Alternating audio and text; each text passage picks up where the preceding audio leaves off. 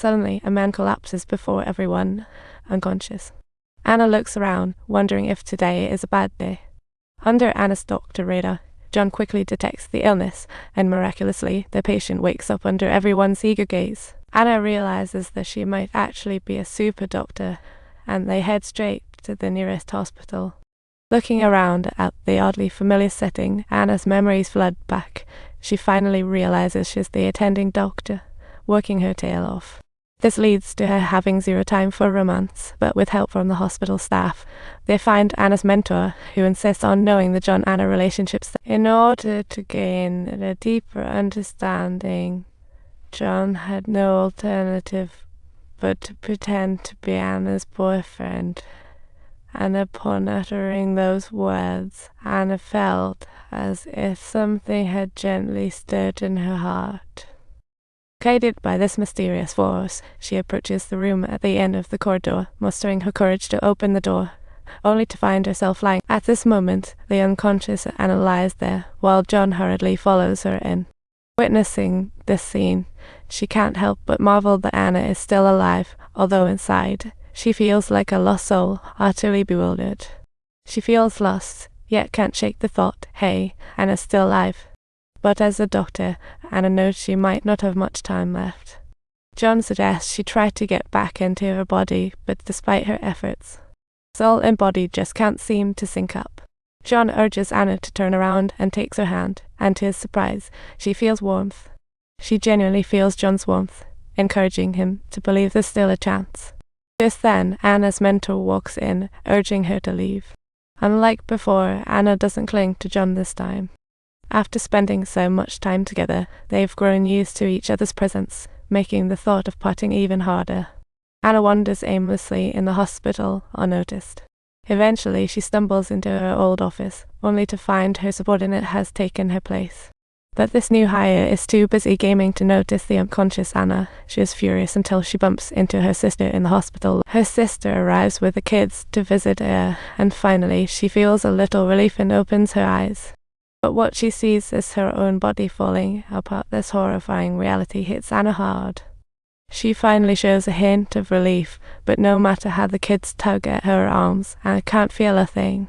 Even her close sister can't sense her, and worse, the subordinate tells her sister. Anna has no chance of waking up, and the hospital decides to turn off her life support. Before that, her sister is asked to sign the paperwork. Anna is panicking, wishing her sister wouldn't do this. When faced with the doctors, her sister resolutely refuses, believing that a miracle will surely happen. Just like how Anna is standing right beside her now. As night falls, John returns home alone, surveying the familiar space. That vague sense of loss envelops him. He almost reaches for some snacks. After deliberation, he opts to fry an egg instead, and the emptiness of the apartment starts to make sense again. Anna's presence had briefly shielded him from sorrow, but now she's gone. So he has his emotional wounds alone. Just as he instinctively goes to set down his cup, he suddenly recalls something and gets a coaster. He may not know it, but he's gotten used to having Anne around. Just then, the doorbell rings. John opens the door to find the stunning neighbor who strides in, leaving him awkwardly speechless. It's not until she heads to the bathroom that he breathes again, only to turn and find Anna has unexpectedly returned. Faced with her oxygen tube's imminent removal, she turns to John, the only one who sees her. Subtitle translation. Just at this very moment, the beautiful woman repeatedly calls out for John from the bedroom. Anna can't help but feel that everything is progressing far too swiftly when, all of a sudden, she catches sight of the beautiful woman's clothes fly out the door, leaving John in an awkward position. Anna gets jealous and decides to see what the newcomer is all about. "I'll give you a discount. Please don't."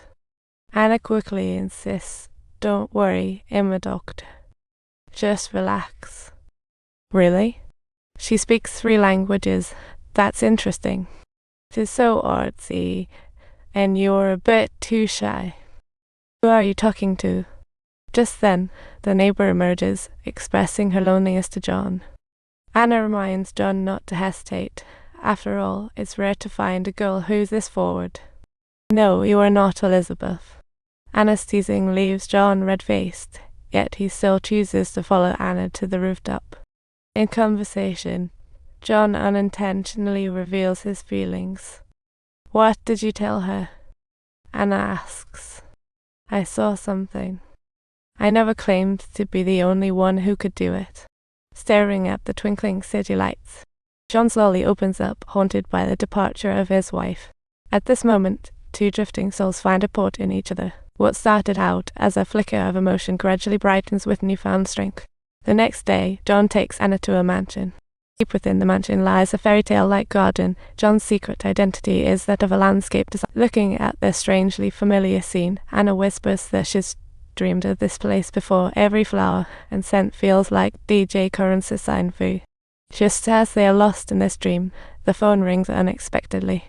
She informs John that the landlord has accepted the long-term lease, which means Anna's sister has already signed the paperwork. If you enjoyed this video, be sure to subscribe to our channel and hit the notification bell so you won't miss the next episode.